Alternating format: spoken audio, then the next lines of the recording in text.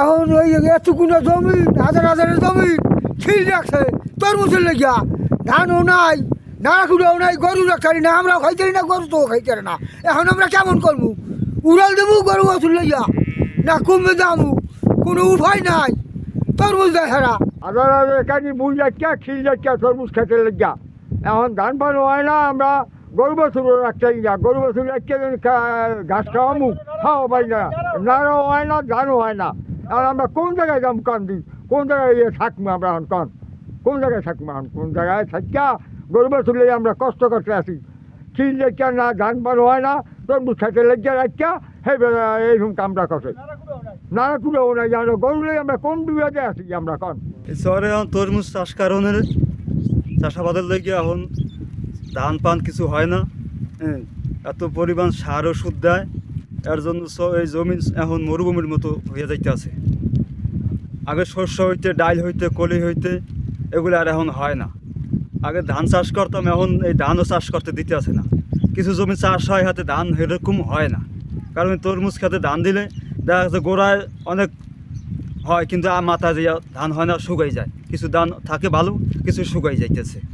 হ্যাঁ, আর এখন এই যে সার দিতে আছে, সামনের দিকে ধান পান কিছু হয় করি আমার মনে হয় লাগে হইবে না এরকম। আর এই গরু বাছুর আর দুই একদিন ঘুরাইতে পারতেছি, সামনের দিকে গরু বাছুর আর আনার মতো কোনো যুক্তি নাই। গরু বাছুর সামনের দিকে আর পালাও যাইবে না, গরুর ঘাস নাই, গুঁড়া নাই, খাইবে কি? আমরা গরু বাছুর পালতে হবে দুই এক বছর পর। এরকম যদি তরমুজ চাষ করতে হয়, জমিনও শ্বাস, দেশের ফসল আদি কিছু হইবে না, গরু বাছুর পালার মতো কোনো আর কায়দা থাকবে না।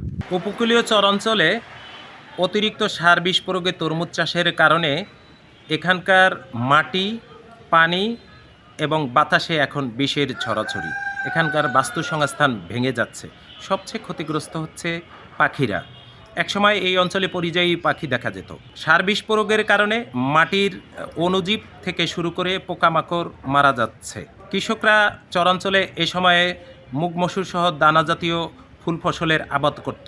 এসব বন্ধ হয়ে যাওয়ার কারণে পাখিদের খাবারের অভাব তৈরি হচ্ছে। একসময় পরিযায়ী পাখি দেখা যেত, এখন আর এই পাখি দেখা যায় না। অনেকেই বিপর্যস্ত হচ্ছে এবং এদের সংখ্যা কমে যাচ্ছে দিন দিন। মৎস্য ভাণ্ডারেরও ক্ষতি হচ্ছে।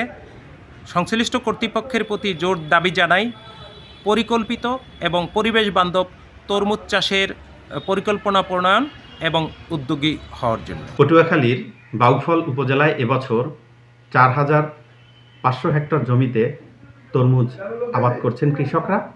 আমরা মাঠে ঘুরে দেখেছি কৃষকরা তরমুজে মাত্রার তুলনায় অধিক পরিমাণে সার এবং কীটনাশক ব্যবহারের একটি প্রবণতা রয়েছে এবং অতিরিক্ত পরিমাণে সার এবং কীটনাশক ব্যবহারের ফলে পরিবেশে এর একটা বিরূপ প্রভাব লক্ষ্য করা যেতে পারে এবং পরিবেশ জীববৈচিত্র্যের একটা হুমকির সম্ভাবনা রয়েছে। এজন্য আমাদের মাঠ পর্যায়ের উপসহকারী কৃষি কর্মকর্তাবৃন্দ এবং আমরা উপজেলা পর্যায়ের এবং জেলা পর্যায়ের কর্মকর্তাবৃন্দ মাঠে ঘুরে কৃষকদেরকে পরিমিত সার ব্যবহারের জন্য পরামর্শ প্রদান করছি।